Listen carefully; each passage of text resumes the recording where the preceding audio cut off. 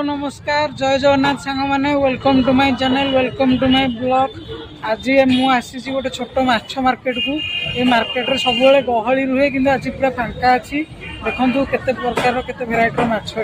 देखो सांग मैंने छोट बड़ सब प्रकार माछ एठी अच्छी। देखो गोटे केते बड़ लंबा माछ एठी थुआई माछर बास्ना कमाइबा धूपकाठी एठी लगाई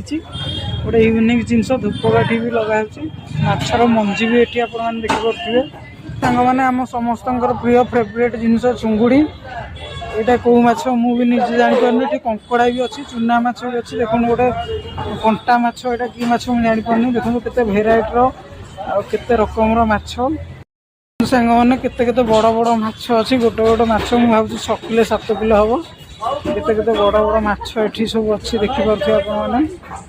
देखो सांग मैंने माछ के कटा हो चिकेन